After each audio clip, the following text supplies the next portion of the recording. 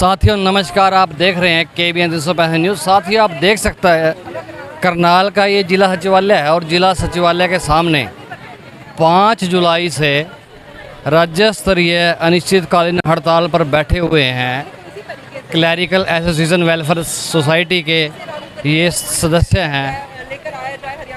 आम भाषा में बात कहें तो विभिन्न डिपार्टमेंट के ये क्लर्क हैं। आप देख सकते हैं 5 जुलाई से धरने पर बैठे हुए हैं। साथियों आपने अक्सर देखा होगा जब मज़दूर कोई संगठन प्रदर्शन करता है तो वो एक बात कहता है कि काम के लेंगे पूरे दाम। 3 दौर की वार्ता के बाद जो ये क्लर्क हैं इनकी एसोसिएशन के साथ वार्ता, जो तीसरी दौर की वार्ता विफल हुई है, उसके बाद जो है अब सरकार ने कहा है कि काम नहीं तो दाम नहीं। मज़दूर संगठन बात करते हैं काम के लेंगे पूरे दाम। सरकार ने अब इनको कहा है कि काम नहीं तो दाम नहीं। हालांकि अब सरकार का कहना है कि इनको जो है सैलरी है वो नहीं मिलेगी जब तक ये काम नहीं करेंगे। इसको लेके आज जो है बातचीत करेंगे। जो पदाधिकारी हैं यहाँ, सदस्य हैं यहाँ बैठे हुए हैं।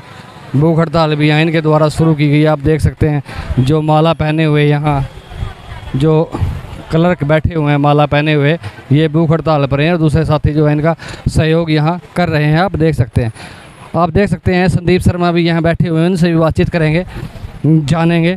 सर नमस्कार। नमस्कार सर। सरकार 3 दौर की वार्ता आप लोगों के साथ हो चुकी है, विफल हो चुकी है। अब सरकार ने कहा है कि काम नहीं तो दाम नहीं, क्या कहेंगे? सर कल जो ये एक सरकार ने शगुफा छोड़ा है, वैसे तो ये जुमलों की सरकार है। आप मीडिया के साथी आपको अच्छी तरह पता है कि जुमलेबाजी करके ही ये लोग सत्ता में आए थे और इन्होंने एक नारा दिया था कि हम फलां को लाने वाले हैं, अच्छे दिन आने वाले हैं। तो ये लिपिकों के अच्छे दिन आपके सामने हैं। सरकार क्या कहती है, नो वर्क नो पे। सरकार अपने ऊपर इस बात को लागू करे।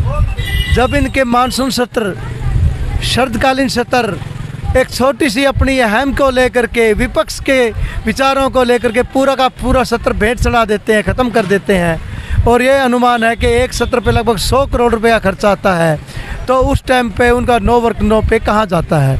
इसका मतलब माननीय जो सरकार है उनको भी वेतन का अधिकार नहीं है, क्योंकि उन्होंने पता नहीं कितने सत्र हरियाणा सरकार की जो हरियाणा की जो आम जनता है उनकी खून पसीने की कमाई, जिससे वो टैक्स भरते हैं, उस टैक्स से हरियाणा की जन कल्याणकारी योजनाएं लागू होती हैं, वो सारा पैसा पानी की तरह बहा दिया जाता है। और वो फिर उनके वो अपना भी एक पत्र जारी करें कि नो वर्क नो पे। और हम आपके चैनल के माध्यम से पहले भी बता चुके हैं कि हम सरकार ने बिठा रखे हैं, सरकार अपनी हरदर्मिता पे अड़ी हुई है। आज सरकार हमारी जायज़ मांग को मानते हुए 35-400 लागू करे। हम दिन रात करके अपनी पेंडेंसी को निपटाएंगे और जो हम शनिवार इतवार छुट्टी वाले दिन काम करेंगे उसके लिए एक्स्ट्रा वर्क एक्स्ट्रा पे की डिमांड करेंगे। और सरकार इसी प्रकार एक पत्र जारी करे कि इन साथियों ने पेंडेंसी विद इन आवर्स निपटा दी है और हम इनसे खुश होकर के इनका एक्स्ट्रा वर्क एक्स्ट्रा पे की घोषणा करते हैं। सर हम बात करें 5 जुलाई से आप यहाँ बैठे हुए हैं, 19,900 का आपका है और 21,900 तक सरकार जो है पहुँच चुकी है। इसको लेके आप क्या कहेंगे? मतलब सरकार का कुछ पॉजिटिव रुख सामने आया है? देखो, मैंने अपने वक्तव्य में भी जब मैं अपना वक्तव्य रखता हूँ एक बात मैं बोलता हूँ कि साथियों ये फुटबॉल का मैच है, 2 टीमें हैं और फुटबॉल में एक वर्ड आता है ड्रिबलिंग। ड्रिबलिंग का मतलब होता है एक आदमी फुटबॉल को घसीटते घसीटते लेके जाता है। सरकार ड्रिबलिंग कर रही है, हम अपने गोल पे खड़े हैं। हमारा एक ही गोल है 35-400। सरकार मतलब आपका उस फुटबॉल का इंतजार है जब वो गोल के पास आए? बिल्कुल बिल्कुल बिल्कुल। सरकार ये कहती है 19,900 नहीं तो 21,700 ले लो। इसका मतलब ये है कि सरकार ये मान चुकी है कि 19,900 इनकी नाजायज़ है। 19,900 में इनका गुजारा नहीं होता। आप भी मीडिया के साथी हैं, आप भी समाज में रहते हैं। 19,900 के हिसाब से जो हमारे मालूमेंट्स कैलकुलेट करते हैं लगभग 27-28 हज़ार रुपये मास का वेतन बनता है। और वेतन और जो काम हरियाणा का भारत के संविधान में भी वर्णित है कि समान काम समान वेतन। उस हिसाब से अगर हमारे काम के हिसाब से अगर वेतन के हमारे जैसे कि हमारे राज्य कार्यकारिणी भी हमारे थिंक टैंक भी इसको वेरी क्लियर कर चुके हैं, उसके हिसाब से हम 35,400 मिनिमम के हकदार बनते हैं। हम बात करें हर डिपार्टमेंट की, जहाँ भी नौकरी करते हैं क्लर्क हर डिपार्टमेंट में है, तो एक जो हड़ताल आपके द्वारा की गई है तो कितना प्रभाव है, कितना असर है डिपार्टमेंट में? कल परसों माननीय चीफ सेक्रेटरी साहब के कार्यालय से एक पत्र निकला था ऑल डीसीज के नाम कि भाई कितने क्लर्क स्ट्राइक पे हैं, कितने असिस्टेंट हैं और कितने अदर कैटेगरीज़ के हैं। अगर उनको ये लगता है माननीय मुख्यमंत्री महोदय को कि स्ट्राइक तो है ही नहीं, लोग बैठे ही नहीं स्ट्राइक पे, तो उस पत्र का औचित्य क्या है। लेकिन मैं आपके चैनल के माध्यम से बताना चाहता हूँ, करनाल ज़िला का जो हमारा स्ट्राइक का आंकड़ा है वो 90% से ज़्यादा लोग साथी स्ट्राइक पे बैठा है। करनाल में जो क्लरिकल स्टाफ है, तो कितना स्टाफ है करनाल की हम बात करनाल में अगर हम अप्रोक्सीमेटली लगभग हर एक विभाग से जोड़ें तो हमारा शिक्षा विभाग का सबसे बड़ा विभाग है। लगभग हमारे यहाँ 600 से 700 क्लर्क से लेकर अधीक्षक तक के कर्मचारी बैठे हैं जो कार्यरत हैं, और उनमें से लगभग 90% के करीब लोग 550 से ज़्यादा 550 से ज़्यादा लोग हड़ताल पे बैठे हैं। 5 आदमी हमारे भूख हड़ताल पे बैठे हैं, और राज्य कार्यकारिणी के जो भी निर्देश आएंगे आगे अगर सख्त कार्रवाई कोई होगी हम आमरण अनशन तक जाएंगे। लेकिन हम आपके चैनल के माध्यम से हरियाणा सरकार को एक बात ज़रूर बताना चाहते हैं कि हम अनुशासित लोग हैं, हम सभ्य समाज के लोग हैं, किसी भी प्रकार की किसी जनता को हम परेशान नहीं करेंगे। जनता को परेशान करने का काम सरकार कर रही है, हम नहीं। कोर कमेटी मेंबर्स हैं अंजलि, जानेंगे, इनसे बातचीत करेंगे। मैम नमस्कार। नमस्कार सर। क्या कहेंगे, क्या आपकी मांगे हैं और कहाँ तक जो है पहुँची हैं, कहाँ जाकर जो आप संतुष्ट होने वाले हैं? जी देखिए, इस मंच की हमेशा से एक ही मांग रही है। 5 जुलाई से तो ये जो हमारा स्ट्राइक का कार्यक्रम है ये शुरू हुआ था। उससे पहले भी जैसे विभिन्न विभागों में जैसे हमने डीसी साहब को और सभी अन्य जिलों में ज्ञापन सौंपे गए थे, तो हमारी शुरू से मांग एक ही रही है, इसमें कोई बदलाव नहीं आया है। मांग हमेशा से यही रही है कि हमारा एक सम्मानजनक वेतन लागू किया जाए जो कि 35,400 बनता है। तो उसी को लेके 5 जुलाई से यह निश्चितकालीन हड़ताल चली हुई है। जब तक सरकार हमारी मांग नहीं मानती हम लोग यहाँ बैठे हैं। तो सरकार की हम बात करें, सरकार जो है वो 19,900 से 21,700 तक तो पहुँची है, इसको लेके क्या कहेंगे? जी वही, जैसे हमारे साथी संजीव सर ने बताया है कि सरकार उसको खींचना चाहती है। अब ये सरकार के ऊपर डिपेंड है कि वो कब तक इसको खींचती है, कब तक इसको आगे ऐसे चलाना चाहती है हड़ताल को। लेकिन सरकार को एक इस मंच के आपके चैनल के माध्यम से मैं बताना चाहती हूँ कि जितना ज़्यादा आंदोलन को खींचा जाता है, आंदोलन कमज़ोर नहीं पड़ता, आंदोलन मजबूत होता है। क्योंकि अनुशासन से और सभ्यता से चलने वाली चीज़ जितना लंबा खींचती है वो उतना ही ज़्यादा पकती है।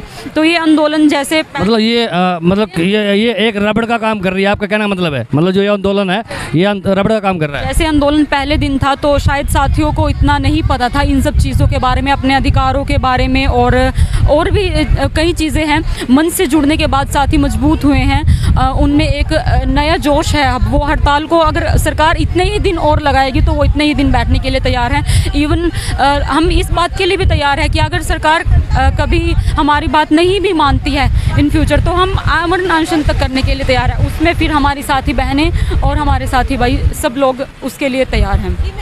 हम बात करें हिंसा की, हम बात करें अहिंसा की, नज़रिया क्या है आंदोलन का? नज़रिया सर देखिए, जो लिपिक वर्ग है आप देख चुके होंगे कि इतने दिनों के बाद भी हमने यहाँ से सर पैदल मार्च निकाल चुके हैं 2 बार। तो जिला प्रशासन ने 1 मार्च में अपनी तरफ से कोई पुलिस फोर्स नहीं भेजी थी। बिल्कुल अनुशासन में रहते हुए 1 वे रोड चलता रहा, दूसरी साइड से क्लर्क चलते रहे, किसी पुलिस फोर्स की ज़रूरत नहीं पड़ी। 2 मार्च में जो अभी 2 या 3 दिन पहले था तिरंगा यात्रा, उसमें भी पुलिस फोर्स के कुछ ही मेंबर्स थे, लेकिन क्लर्कों ने अपने वॉलंटियर्स को साथ लेके यहाँ से और शहीद स्मारक तक अपना मार्च निकाला। उसमें भी पुलिस फोर्स की कोई खास रिक्वायरमेंट नहीं रही।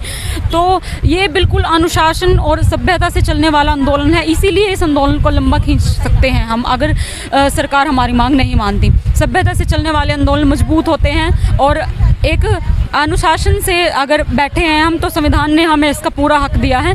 और हम चाहते हैं कि सरकार हमारी मांग जल्दी मान ले, थोड़ा दिखाए हमारे प्रति अपना एक हितकारी नज़रिया, क्योंकि सरकार को लगता है कि हमारी वजह से जनता के काम प्रभावित हो रहे हैं। तो एटलीस्ट ये बात तो मानी है उन्होंने कि हम जनता के काम करते हैं। तो आपके चैनल के माध्यम से ही ये बताना चाहती हूँ कि हम भी उनकी जनता हैं। एक 9 से 5 के टाइम को अगर आप उसके अलावा अगर देखें तो हम समाज में रहने वाले लोग हैं सर। हमारे साथ भी हमारा परिवार जुड़ा हुआ है और उसी के लिए हमें अपना सम्मानजनक वेतन मांगते हैं कि हमारा समाज में गुजारा करना बड़ा मुश्किल है इतने कम वेतन में। तो हमारा अनुशासन और सभ्यता को देखते हुए, हमारे शिष्टाचार को देखते हुए हमारी मांगें मान ली जाए, हमारी कार्य की समीक्षा फिर से कराई जाए। ठीक है, सरकार अगर ऐसा मानती है कि हमने कार्य नहीं किया है, हमें वेतन नहीं देना है, तो मैं तो एक सजेस्ट करना चाहती हूँ आपके चैनल के माध्यम से कि उन पैसों से किसी अच्छे एक फाइनेंशियल ऑफिसर को बुलाइए, फाइनेंस ऑफिसर को बुलाइए, हमारे कार्य की फिर से समीक्षा कराइए आप। अगर आपको फिर भी तसल्ली नहीं होती, आप खुद से एक बार आके किसी ऑफिस में विजिट करके देखिए कि आपने ये जो पोर्टल्स चलाए हैं कौन काम कर रहा है, इन पे कैसे काम हो रहे हैं, तो फिर आप खुद अंदाज़ा लगा सकते हैं कि हम 3500-400 क्यों मांग रहे हैं। ये बिल्कुल जायज़ मांग है। सरकार ने कहा है कि काम नहीं तो दाम नहीं।